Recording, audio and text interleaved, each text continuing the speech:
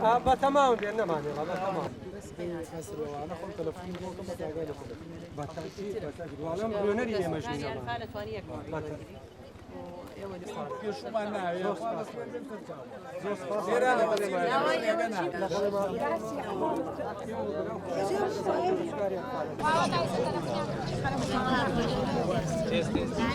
خۆمانێکێکی لەوانەیە کە ئەمڕۆوەکو نوێنەرەتی تەفگەری ئازادی هاتوین بەدەرنین لەم کۆمەڵگایە بەدەرنین لەم ئێشوازارە کە خاوەنی ئەنفالین خاوەنی ئەو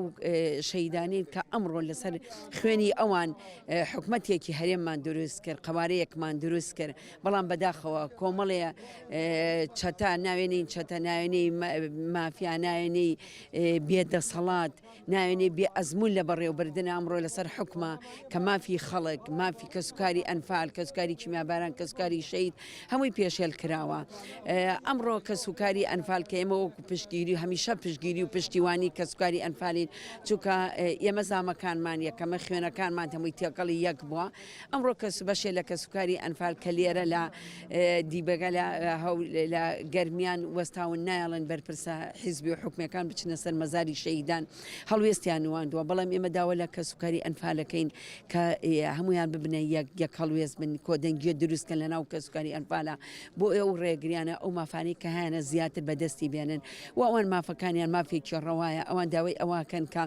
بۆ کەسوکاری ئەنفال تاکو ئێستا زۆربەی وفاتی ئەنفالەکان نەهاتۆتەوە داوای ئەواکەن بۆچی کوڕە مستەشارەکان تا ئێستا لە ناو دام و دەستگاکانی حکوومەتە لەژێر دەسەڵاتێکی کوردیا تاکو ئێستا نەمان بینی مستەشاری ئەعدام کرێ مستەشارێک بە دادگا بکریا ئەوان داوای ئەو مافاکەن داوای قەرەبووی ئەواکەن قەرەبووی ڕۆحی بکرێنەوە لەبەرەوە ڕۆحیان هەموو ڕۆژی ئازارە چێژێت ئەوان برینەکانیان ساڕێژ نەبوون ئەوان داوای ئەوە ناکەن کە پارەیان بدرێتە یا کۆمەک بکرێتکە ئەزانی کە خوێنی هەر یەکێکیان هەموو دنیایان بیتێ قەرەبوو ناکرێت و ساڕێژ نابێ برینەکانیان بەڵام داوای ئەواکەن کە هەم خاکەکەیان هەم وڵاتەکەیان هەم خوێنی شەیدەکان ون نەبێ و خاکەکەیان ئازاد بێ بەڵام بە درێژایی مێژوو گەلی کورد نکۆڵ کرا قڕ کرا خەڵکەکانمان زیینە بە چاڵ کران ئەمڕۆ بەەوە شۆنەوەستان یەن خاکە کەشمانە فرۆشین یە خاکەکەمان تەسلیمی دەستی دوژمنانەکەن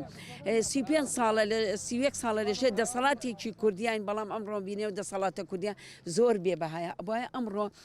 عەلەمی کوردستان بەهاتایەتە خوارەوە لە باشووری کوردستان و لە هەولێرە هەموو باشووری کوردستان ڕەش بۆش بکرایە.